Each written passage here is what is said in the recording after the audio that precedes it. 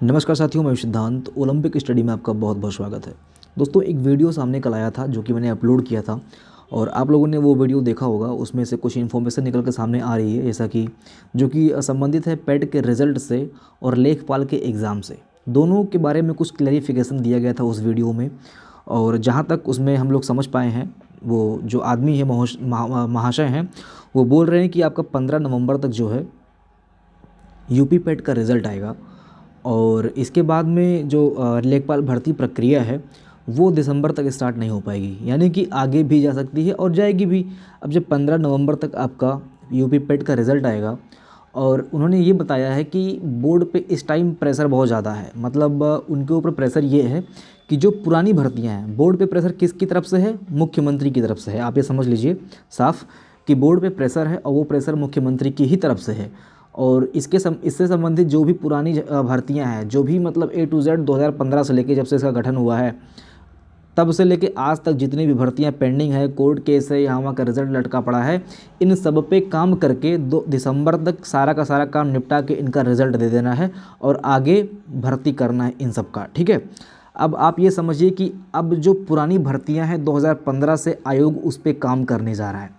अभी तक ये नहीं किए थे, अब ये 1 महीने में सारा काम निपटाएंगे। मतलब ये 4 साल से बैठे हुए हैं, अभी तक इनको ये चीज़ नहीं सूझा। आज जब चुनाव आ रहा है तब इन पे प्रेशर पड़ रहा है, तब ये 1 महीने के अंदर सारा का सारा रिजल्ट निकाल देंगे, सारा का सारा भर्ती प्रक्रिया संपन्न कर देंगे। और बहाना क्या कर रहे हैं कि ये CCC की वजह से मैटर फंस रहा है। साफ एक साइड से निकल के आ रहा है कि आपका मैटर इसलिए फंस रहा है क्योंकि आप रिज़ल्ट पे फोकस करने वाले हो, जो पुराने रिज़ल्ट थे उस पे फोकस करने वाले हो। CCC तो एक बहाना है कि नियमावली में नहीं है। क्या ये चीज़ें आपको नहीं पता थी कि CCC नियमावली में नहीं है? क्या ये चीज़ें जब आप OBC का मैटर फंसाए थे 2018 की वैकेंसी में लेखपाल वाले में, तो ये चीज़ें आपको नहीं पता थी कि ये OBC का हम यहाँ पे मेंशन नहीं कर रहे हैं तो ये वैकेंसी निरस्त हो जाएगी? ये चीज़ें आपको नहीं पता थी? मतलब आप वैकेंसी निकालते हो, आपको पता ही नहीं होता है कि CCC लगाना है कि CCC नहीं लगाना है। और दोस्तों, अगर CCC होता, अगर CCC ये मस्ट कर रहे हैं तब तो बच्चों को दिक्कत हो सकता है, कुछ बच्चे वैसे एलिमिनेट हो जाएंगे। लेकिन अगर ये CCC लगाएंगे ही नहीं, CCC ये मतलब मस्ट ही नहीं करेंगे, अनिवार्य ही नहीं करेंगे, तो किसी बच्चे को कोई दिक्कत ही नहीं होगा। भाई क्यों दिक्कत होगा? जिसने नहीं किया है उसको तो कोई दिक्कत होगा नहीं, और जिन्होंने किया है अगर नहीं लग रहा है CCC तो उन्हें उससे क्या प्रॉब्लम है? वो अपना सर्टिफिकेट रखे रहेंगे, आगे के वैकेंसीज में काम आएंगी, उससे क्या दिक्कत है लोगों को। लेकिन अब ये बोल रहे हैं कि नहीं, नियमावली में जो 2006 वाली नियमावली है लेखपाल भर्ती प्रक्रिया वाली, उसमें CCC का मेंशन नहीं है। और सरकार को या जो प्रमुख अधिकारी हैं उनको ये चीज़ भेज दिया गया है कि आप CCC मेंशन करके नियमावली में इसका उल्लेख कीजिए। आखिर में क्या किया जाए? तो जब जो विभागाध्यक्ष हैं या फिर CM वगैरह हैं, जब इनका अप्रूवल मिल जाएगा कि हाँ नियमावली में CCC नहीं है, फिर भी इसकी वैकेंसी निकाली जाए, चाहे CCC हो चाहे ना हो, मतलब ऊपर से जब अप्रूवल आएगा तब हम वैकेंसी निकालेंगे, ये इनका मैटर है। और जबकि साफ साफ एक साइड से दिख रहा है कि जो दूसरा मैटर है ये खुद ये है कि आयोग बिजी है आने वाले टाइम में जो पेंडिंग एग्ज़ाम्स के रिजल्ट हैं उनको निकालने में। ये तो CCC का बस जो दोस्तों एक बहाना है, CCC पे इन्होंने जो लगा दिया है। अगर नहीं है तो उससे क्या दिक्कत है? आप एग्ज़ाम निकालिए।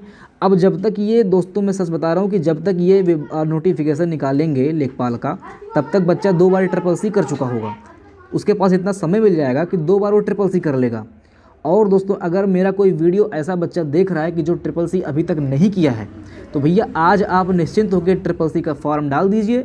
जब तक लेखपाल की वैकेंसी आ जाएगी तब तक अगर आप एक बार फेल भी हो रहे हो CCC में, आपका रैंक ठीक ठाक नहीं आ रहा है, आपका जो वो मिलता है ABCD वो ठीक ठाक नहीं आ रहा है, तो आपको अगली बार भी चांस मिलेगा, उसका भी रिजल्ट आ जाएगा, तब तक लेखपाल की वैकेंसी आएगी। ठीक है, तो आप लोग निश्चिंत होकर CCC का फॉर्म डाल दें, कोई दिक्कत नहीं है। अब तो सभी का भाई CCC हो जाएगा। अब जब CCC सभी का हो जाएगा और फिर ये लेके आएंगे कि CCC कोई ज़रूरी नहीं है, बताइए, तब जब ये वैकेंसी में लेके आएंगे कि नियमावली में उल्लेख नहीं है 2006 वाले में, CCC की कोई ज़रूरत नहीं है, तो उस चीज़ की क्या वैल्यू होगी? मतलब तुम खाली झेला रहे हो बच्चों को और कुछ नहीं है, सिर्फ और सिर्फ झेलाना है। ये 2-3 महीने सिर्फ और सिर्फ बैठाना है और इसके बाद में आपका जो ब्रेन है ना उसको कम्प्लीटली डिस्ट्रॉय करना है। आप यहाँ के ना रहो, आप वहाँ के ना रहो, आप सिर्फ वोट देने के लिए हो, बटन दबाने के लिए हो, चाहे वो सपा को हो, चाहे वो BJP के हो, चाहे वो मायावती को हो। ये साफ बात है कि सिर्फ आप बटन दबाने के लिए हो। क्या गारंटी है कि सपा की सरकार आएगी, मायावती की सरकार आएगी? तो उसमें ऐसा नहीं होगा। जो लोग कमेंट सेक्शन में लिख रहे हो अखिलेश यादव जिंदाबाद, क्या गारंटी है भाई? कोई गारंटी है कि मायावती जी आएंगी, सपा जी आएंगे? तो ऐसा कुछ नहीं होगा। कोई गारंटी नहीं है। कोई भी सीएम होगा तो आज के हिसाब से, अपने हिसाब से काम करेगा। एक समय था कि जब डिजिटलाइज्ड मैटर नहीं था, तब सपा की सरकार थी, मायावती की सरकार थी। आज तो डिजिटल हो चुका है सब कुछ, तब इनकी जो सरकार आएगी वो ऐसे ही काम करेगी जिस तरह से योगी सरकार ने काम किया। कोई भी सरकार आपके हित के लिए काम करने वाली नहीं है। जो भी सरकार आएगी वो सिर्फ और सिर्फ अपने लिए, अपने वोट के लिए, अपने चीज़ों के लिए काम करेगी, बस इतना आप मान के चलिए। एक बात दोस्तों मैं और बताऊंगा, आप लोगों की गलती देखिए, थोड़ा सा मैं आप लोगों को एक्सप्लेन कर दूं कि आप लोग का जो ये आप लोग जो ये डिमोटिवेट हो रहे हो, जो एकदम से लग रहा है कि सब कुछ बर्बाद हो चुका है, उसका एक कारण सुन लीजिए। सत्य बात है, कटु बात है, ठीक है। जब आप एग्ज़ाम की प्रिपरेशन करने आए थे तो आपके अंदर इतना ज़बरदस्त कॉन्फिडेंस था कि भाई निकाल लूँगा, क्योंकि उस टाइम पे जब आपने पहली बार एग्ज़ाम दिया था तो आपके मार्क्स ठीक ठाक आ गए थे। जब आपके मार्क्स ठीक आए थे और आपने इम्प्रूवमेंट, मतलब एक साल की पढ़ाई में आप ज़बरदस्त इम्प्रूवमेंट पे थे, हर चीज़ इंक्रीज़ हो रहा था, मार्क्स इंक्रीज़ हो रहा था। जब आप टेस्ट वगैरह दे रहोगे उसमें सब कुछ नंबर इंक्रीज़ हो रहा होगा, तो आपके अंदर ज़बरदस्त कॉन्फिडेंस था। और उसी कॉन्फिडेंस के चलते आप लोगों ने प्लान बी पे काम नहीं किया कि कल को अगर मुझे जॉब नहीं मिलेगी तो प्लान बी मेरे लिए है क्या। यूपीएससी की तैयारी जो भी करना चाहते हैं, यूपीएससी की तैयारी जो भी बच्चा करना चाहता है, उसके पास प्लान बी ज़रूर रहता है। आज के टाइम में बिना प्लान बी के कोई भी बच्चा यूपीएससी की तैयारी नहीं करता है, आप ये मान के चलिए। क्योंकि यूपीएससी के पॉइंट ऑफ व्यू से अगर आप देखोगे तो यूपीएससी एक बहुत ही कठिन एग्ज़ाम है, जिसमें सिर्फ 800 से 900 बच्चों का सिलेक्शन होता है ओवरऑल इंडिया। अब उसमें से सभी का सिलेक्शन तो नहीं होगा, यानी कि 4-5 साल मेहनत करने के बाद में वो लोग जाएंगे कहाँ, इसलिए वो प्लान भी ज़रूर तैयार कर लेते हैं। और हम लोगों के अंदर क्या होता है, जो ग्रुप सी की तैयारी करते हैं, बैंकिंग की तैयारी करते हैं या फिर एसएससी की तैयारी करते हैं, ये निश्चिंत होते हैं कि भाई पेपर तो निकल जाना है, ये जॉब लेके छोड़ना है। और इसमें सबसे बड़ा योगदान इन यूट्यूबर्स का है, टीचर्स का है, जो यही कह के हमेशा आप लोगों को गलत भ्रमित कर देते हैं कि सिलेक्शन हो जाएगा। ये कोई नहीं कहता कि नहीं होगा, बिना मेहनत के, बिना सरकार की मंशा के भी। यहाँ पे तो भाई उनकी भी मंशा होनी चाहिए कि वैकेंसीज आएँ एटलीस्ट, तब तो फिर सिलेक्शन होगा। आप लोग मेहनत कर लो, वैकेंसी ना आए तो क्या गारंटी कि सिलेक्शन हो जाएगा, कहाँ पे जाओगे, मुंह पटकोगे अपना। लेकिन नहीं, आपने अगर आज भी अपना प्लान भी तैयार नहीं किया, जब ये लेखपाल का एग्ज़ाम की, जब मैं ये वीडियो बना रहा हूँ, आप लोग तैयारी कर रहे हो, आज भी अगर आप लोगों ने प्लान भी तैयार नहीं किया, जबकि आपको पता है कि लेखपाल में सिर्फ और सिर्फ 7,000 बच्चों का सिलेक्शन होगा, चलो 8,000 लिख दे रहा हूँ, ठीक है, 8,000 बच्चों का सिलेक्शन होगा, और बाकी बच्चों का क्या होगा आप लोग खुद बताइए कि 1.5 लाख से 2 लाख बच्चे आवेदन करेंगे, 8,000 बच्चों का सिलेक्शन होगा, बाकी बच्चे कहाँ जाएंगे। आप लोग कमेंट सेक्शन में लिख के बताइएगा कि प्लान भी तैयार करना ज़रूरी है कि नहीं। अगर आप आज भी आप लोगों ने प्लान भी तैयार नहीं किया और सभी को लग रहा होगा कि सिलेक्शन मेरा हो जाएगा, जितने बच्चे कमेंट करते हैं सर जी हो जाएगा, लगे हैं, बहुत मेहनत कर रहे हैं, भाई 8,000 का होगा, सिर्फ साफ बता रहा हूँ कि 8,000 का होगा और किसी का नहीं होगा, ठीक है।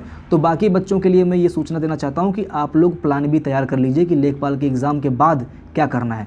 अदरवाइज़ फिर आप दूसरी वैकेंसी का वेट करोगे और दूसरी वैकेंसी में भी फिर यही सब कांड होगा, दूसरी वैकेंसीज़ में भी यही सब कांड होगा और भटकोगे यहाँ वहाँ। लेकिन अगर आपके पास प्लान बी हो गया, आज से ही आपने डिसाइड कर लिया कि मेरा लेखपाल का एग्ज़ाम अगर क्वालिफाई नहीं हुआ, नेगेटिव पॉइंट को भी दोस्तों लेके चलना चाहिए। हमेशा पॉजिटिविटी बहुत बुरी चीज़ होती है। पिछले 5 साल से आप पॉजिटिविटी के साथ में काम कर रहे हो। एनटीपीसी का एग्ज़ाम में निकल जाएगा, लेखपाल का एग्ज़ाम में निकल जाएगा, बैंकिंग का एग्ज़ाम में निकल जाएगा, लेकिन जब नहीं निकलता है तो फिर बाद में हाथ पे हाथ रख के बैठ जाते हो और डिप्रेशन में चले जाते हो। आज मैं फिर बोल रहा हूँ कि अगर नहीं निकला तो फिर क्या, प्लान बी तैयार होना चाहिए। अगर प्लान बी पे आज भी आप लोगों ने काम नहीं किया तो फिर आने वाले समय में बहुत ज़्यादा आपको इसका नुकसान और पेमेंट देना पड़ेगा, समझ लीजिए, एक तरह से भुगतान करना होगा। तो इस वीडियो को हम इतना ही रखेंगे, बहुत लंबा नहीं करेंगे। बाकी कोई भी दिक्कत हो आप लोग कमेंट सेक्शन में आराम से लिख देना, मैं अगली वीडियो में डिस्कशन कर लूँगा, क्योंकि एक वीडियो बहुत लंबा करना सही नहीं है। मैं चाहता हूँ कि सारे बच्चे देखें लेकिन बहुत लंबा वीडियो ना हो। अगली वीडियोज़ में हम इसका डिस्कशन कर लेंगे, ठीक है। कोई भी दिक्कत आ रही हो, अभी भी आपको कुछ लग रहा है कि हाँ कुछ अधूरा सा रह गया है वीडियो, तो आप लोग कमेंट सेक्शन में लिख देना, बाकी अगली वीडियो में हम उसका डिस्कशन कर लेंगे, ठीक है। तो प्लान बी आज अपने हिसाब से, अपनी योग्यता के अनुसार, अपने बैकग्राउंड के अनुसार तैयार कर लेना, ठीक है। मिलते अगली वीडियो में, अपना ध्यान रखना, जय हिंद।